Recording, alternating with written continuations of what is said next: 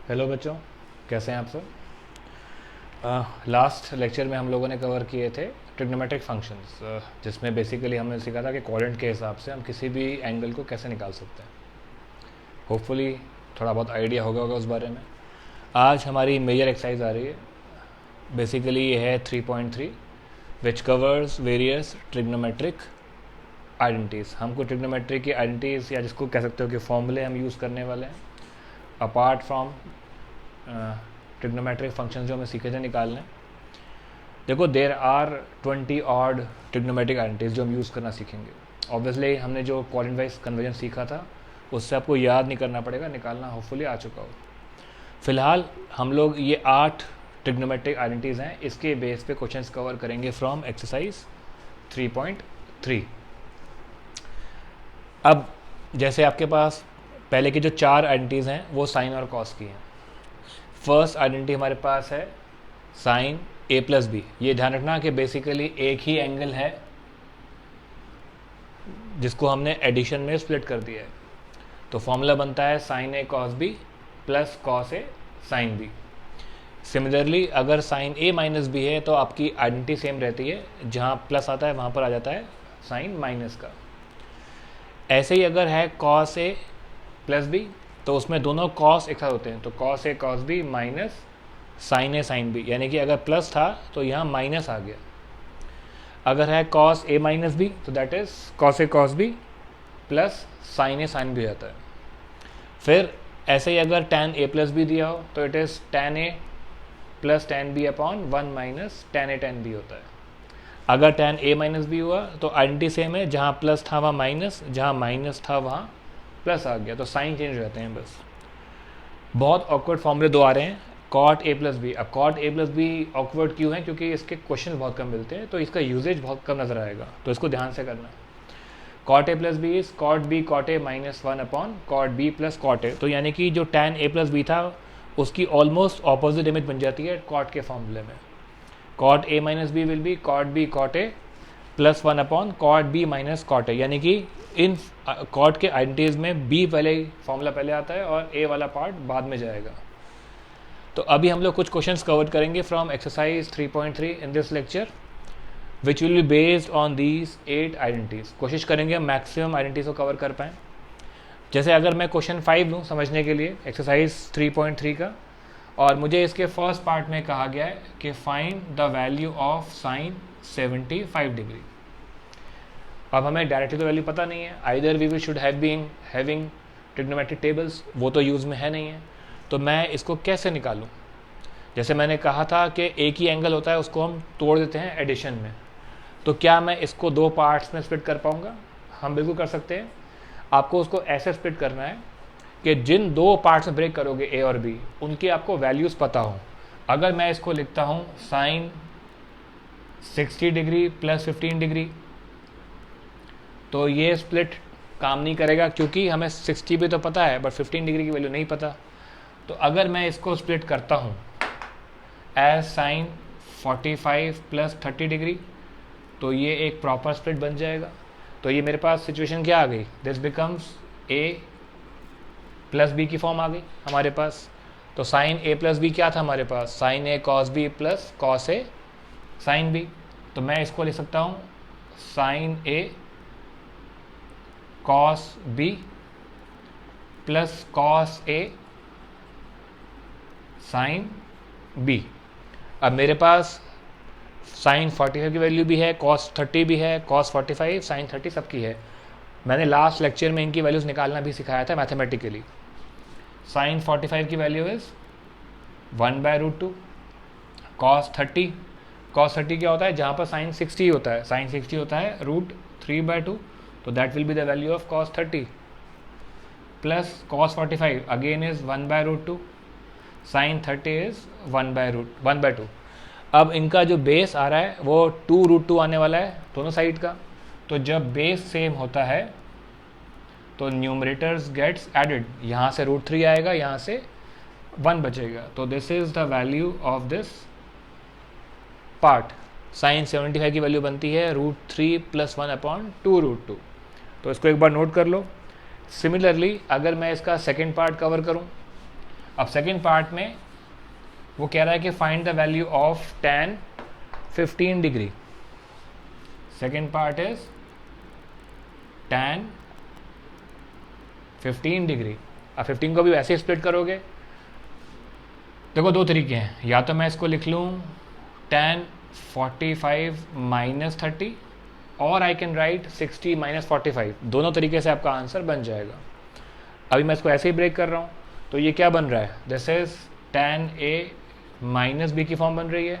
यानी कि यहाँ पर हम tan a minus B use में ला सकते हैं. तो tan a माइनस बी क्या होता है, tan a minus tan b upon 1 plus tan a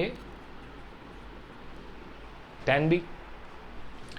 Now replace the values of tan 45 and tan 30. tan 45 की value is 1 minus tan 30 is 1 by root 3. 1 as it is. tan 45 is 1 and tan 30 is 1 by root 3. अगर मैं इसका LCM लूँ numerator में, तो it is √3 minus 1 upon √3 whole divided by, नीचे भी LCM लेंगे, √3 प्लस 1 अपॉन √3 बचता है. तो यहाँ पर क्लियरली विजिबल है कि √3 जो है वो हो जाएगा एलिमिनेट. तो क्या बचता है, √3 माइनस 1 अपॉन √3 प्लस 1. अभी मैं आंसर को यहीं पर छोड़ रहा हूँ. अगर आपको इसको फर्दर सिंप्लीफाई करना है, you can rationalise the denominator. आगे सिंप्लीफाई करने के लिए आप डिनोमिनेटर को रैशनलाइज कर सकते हो, क्योंकि अभी हम लोग सिर्फ सीख रहे हैं कि how to use this identities. तो अभी हम लोग यहीं छोड़ देंगे आंसर को. ठीक है, इसको एक बार नोट कर लो. अब इसी तरह से अगर हम देखें क्वेश्चन नंबर 6, अब 6 के अंदर हमें कह रहा है प्रूव दैट. जो बेसिकली क्वेश्चन नंबर 6 से शुरू हो रहे हैं वो सब प्रूविंग वाले हैं. हमें कह रहा है कि prove that cos pi by 4 minus x into cos pi by 4 minus y minus sine pi by 4 minus x into sine pi by 4 minus y की वैल्यू हमें प्रूव करनी है. It should be equal to sine x plus y. अब इसमें अगर देखोगे इन LHS, देखो LHS के अंदर मेरे पास दो ही एंगल्स हैं, एक पाई बाय 4 माइनस एक्स है, दूसरा पाई बाय 4 माइनस वाई है थ्रू आउट. तो अगर मैं LHS में पाई बाय 4 माइनस एक्स को मैं a मान लूँ और पाई बाय 4 माइनस वाई को मैं b मान लूँ, तो मेरा LHS क्या बन जाएगा. तो LHS में मैंने पाई बाय 4 माइनस एक्स को a माना था, तो ये हो गया cos a, दूसरा हो जाएगा cos b minus sine a sine b, क्योंकि ये मेरा a था, दिस इज b a b. अब cos a cos b minus sine a sine b किसकी आइडेंटिटी है, ये फॉर्मूला बन रहा है cos a प्लस b का. cos a plus b is cos a cos b minus sine a sine b. तो I can write cos a cos b minus sine a sine b as cos a plus b, लिख सकते हैं इसको हम. अब अगर मैं replace कर दूं values of a and b, तो इट विल बी cos, जहाँ पर a था वहाँ आ जाएगा pi by 4 minus x, b की जगह पर आ जाएगा pi by 4 minus y. Now pi by 4 is 48 degree, तो 45 प्लस 45 बिकम्स 90. तो it becomes cos pi by 2 minus x minus y. अगर मैं माइनस एक्स माइनस वाई में से माइनस कॉमन ले लूँ, तो ये क्या बन जाएगा, pi by 2 minus x plus y. This becomes theta. तो cos 90 minus theta is sine theta. तो लिख दोगे ब्रैकेट में, since cos pi by 2 minus theta is sine theta, तो दिस इज माई RHS. तो इस तरह से हम लोगों ने आइडेंटिटी को यूज़ करके प्रूव कर दिया कि cos pi by 4 minus x pi by 4 minus y minus pi by 4 minus x, pi by 4 minus y की value sine x plus y होती है। तो बहुत सिंपली प्रूव हो गया। तो एक बार इसको नोट कर लो। इसके बाद सिमिलर पैटर्न पे हम क्वेश्चन नंबर 10th को यूज़ करेंगे। अब 10th के अंदर मेरे पास ये पिक्चर भी आएगी कि अगर साइन का एंगल नेगेटिव दे रखा है तो उसका माइनस बाहर आ जाता है, अगर कॉस का एंगल नेगेटिव है तो कॉस का नेगेटिव खत्म हो जाएगा। तो क्वेश्चन नंबर हम पहले लेंगे इसमें 10th।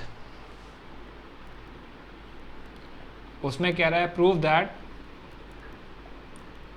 Sign n plus 1 into x, ये आपका एक ही एंगल है, into sine n plus 2 into x, hopefully मैं ठीक नोट कर रहा हूँ, plus cos n plus 1 into x, cos n plus 2 into x. इसकी वैल्यू हमें प्रूव करनी है कि it should be equal to cos x, ये मेरे को प्रूव करना है। अब अगर मैं वैसे ही करूं जैसे मैंने अभी 6 में किया था कि इन LHS अगर मैं n प्लस 1 इंटू एक्स को मैं a मान लूँ, यानी कि n प्लस 1 इंटू एक्स को मैंने a मान लिया और n प्लस 2 इंटू एक्स को मैंने b मान लिया, यानी कि ये मेरा पूरा a हो जाएगा, दिस इज b a b। तो मेरा LHS क्या बन जाएगा, ये हो जाएगा साइन a, दूसरा हो जाएगा sine b plus cos a cos b।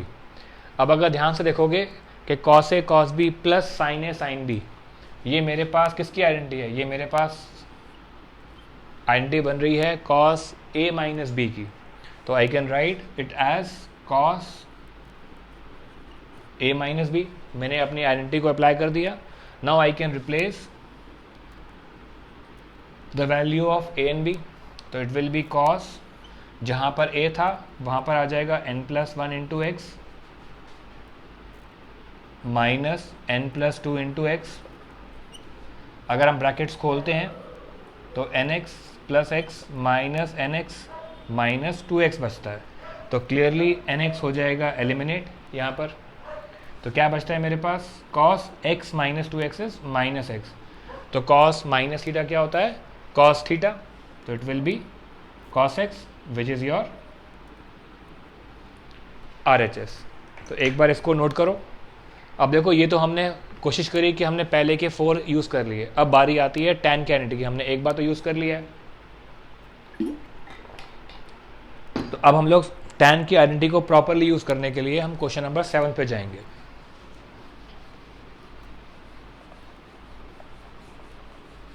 Question number 7 जो हमारे पास है उसके अंदर आपको tan की दोनों आइडेंटिटीज विजिबल हो जाएंगी। 7th में हमें करना है to prove tan pi by 4 plus x upon tan pi by 4 minus x will be या should be equal to 1 plus tan x upon 1 minus tan x का होल स्क्वायर। अब इसमें जो मेरा LHS है इसके अंदर आप ध्यान देखोगे तो अगर ध्यान से देखोगे तो जो ऊपर बन रहा है it is clearly the form of tan a plus B. तो हम न्यूमरेटर में अप्लाई कर सकते हैं tan a प्लस बी का फॉर्मूला या आइडेंटिटी, और डिनोमिनेटर में हम लोग tan a माइनस बी को यूज़ में ला सकते हैं। तो अगर मैं ऊपर अप्लाई करता हूँ tan a प्लस बी क्या हो जाएगा, तो tan a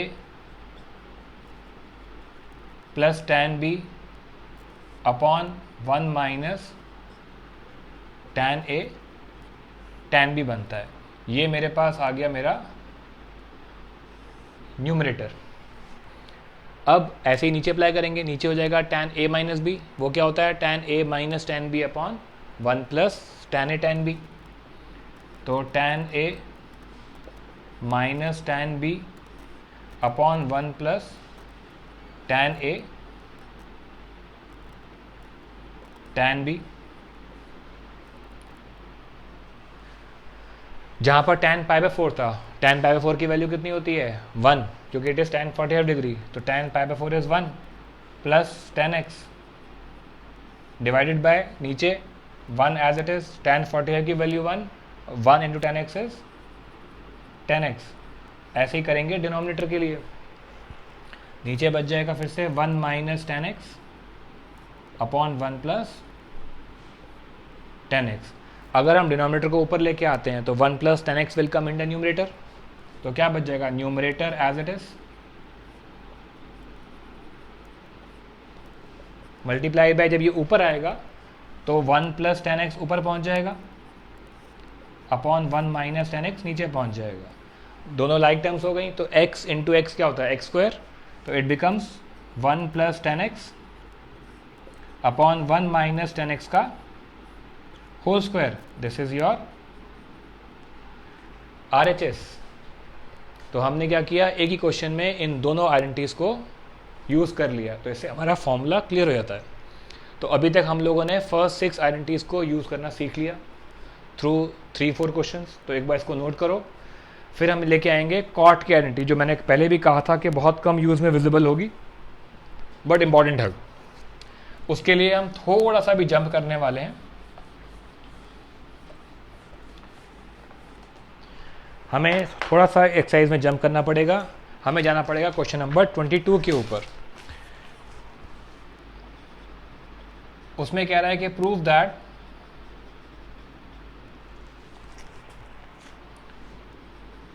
cot x cot 2x minus cot 2x cot 3x minus cot 3x cot x की वैल्यू आपको 1 प्रूव करनी है। देखो, मैंने बहुत जगह देखा है कि कई बार इसको ऐसे कराया जाता है कि आपने कुछ शिफ्टिंग करनी है, फॉर्मूला जनरेट करना है। देखो, प्रूविंग में कोशिश करते हैं कि जो सिचुएशन दी हुई है वो आपको एज इट इज़ निकालनी होती है। तो try to prove the question as it is without shifting anything from LHS और RHS। तो मैं ऐसा क्या करूं कि मैं बिना कुछ छेड़े इसको सॉल्व कर पाऊँ। सबसे इंपॉर्टेंट चीज़, अगर आपने इंडिपेंडेंटली क्वेश्चन को करना है तो आप ना LHS से RHS में जा पाओगे, ना RHS से LHS में आ पाओगे इस क्वेश्चन में, अगर आपको ये situation as it is prove करनी है। तो हमें दिया क्या हुआ है कि हमारे पास यहाँ पर 3 एंगल्स हैं, एक x है, एक 2x है और एक 3x है। क्या हम कह सकते हैं in general cot 3x can be written as cot 2x plus x। मैं इसको ऐसे लिख सकता हूँ। तो यहाँ पर क्लियरली दिख रहा है कि ये बन गया cot a प्लस b की फॉर्म। अब जो cot a प्लस बी है उसका फॉर्मूला होता है cot b cot a minus 1 upon cot b plus cot a। ध्यान रखना कि b पहले आता है इस आइडेंटिटी में। तो cot 3x as it is, जो मेरा RHS है इस टाइम पर, इसमें हो जाएगा cot b cot a minus 1 divided by cot b plus cot a। मैंने कुछ नहीं किया, मैंने सिर्फ RHS में अपनी आइडेंटिटी को अप्लाई कर दिया। ठीक है, अब क्या करोगे, जो आपका RHS का डिनोमिनेटर है इसको आप शिफ्ट कर दोगे LHS में, यानी कि आप cot 3x से cot x और cot 2x को मल्टीप्लाई कर दोगे। तो क्या बनेगा, जब cot x यहाँ जाएगा it will be cot 3x into cot x plus cot 2x भी मल्टीप्लाई होगा, तो it will be cot 3x into cot 2x is equal to, जो न्यूमरेटर था मेरा वो एज इट इज रहेगा cot x cot 2x minus 1। अब अगर मैं 1 को शिफ्ट कर दूं टुवर्ड्स LHS और LHS से इन दोनों टर्म्स को ले जाऊं RHS में, तो अगर मैं 1 को वहाँ लेके आता हूँ तो 1 यहाँ आ जाएगा। RHS में क्या पड़ा हुआ था, cot x cot 2x minus, अगर मैंने cot 3x cot 2x को शिफ्ट किया तो ये आ जाएगा cot 2x into cot 3x minus, अगर मैंने cot 3x cot x को भी शिफ्ट कर दिया तो cot 3x into cot x। This is your required proof. हमने प्रूव कर दिया कि cot x cot 2x minus cot 2x cot 3x minus cot 3x cot x की वैल्यू इज 1। अगर आपको ये समझ में आ गया हो तो याद रखना है कि आपको इसमें एग्जाम्पल 14th फ्रॉम NCERT, वो याद से करना है क्योंकि वो 12th में काम आएगा इन इंटीग्रेशन। वो बेसिकली tan की फॉर्म में है जो आपको सिमिलर अप्रोच से सॉल्व करना है। तो हमने क्या किया, प्रूफ जो करना था हमने वो एज इट इज़ जनरेट कर लिया बाय दिस अप्रोच। छोटा सा तरीका होता है और इसमें कोई टेक्निकल एरर नहीं होने वाला है। तो होपफुली आपको ये स्ट्राइक कर गया होगा। तो मैंने बेसिकली आज के लेक्चर में 8 आइडेंटिटीज़ कवर करी हैं। अब इसी लेक्चर का जो सेकेंड पार्ट हम कवर करेंगे उसमें हम रिमाइंडर ऑफ आइडेंटिटीज़ कवर करेंगे। कोशिश करेंगे कि हम उसमें मैक्सिमम आइडेंटिटीज़ को कवर कर पाएँ। अगर नहीं होंगी तो फिर मैं उसको थर्ड लेक्चर में कवर करूँगा, ये थर्ड पार्ट में, सॉरी। तो ये इस लेक्चर का फर्स्ट पार्ट है। जिसको नोट नहीं किया वो एक बार पॉज करके दोबारा नोट कर सकते हो। तो अब हम मिलेंगे इसके बाद नेक्स्ट लेक्चर में जो इसी का कंटिन्यूड पार्ट होगा। We will be continuing with exercise 3.3 जहाँ पर हम इसमें बची हुई आइडेंटिटीज़ को कवर करेंगे। जितना होगा मैक्सिमम कवर करेंगे। ठीक है, टेक केयर।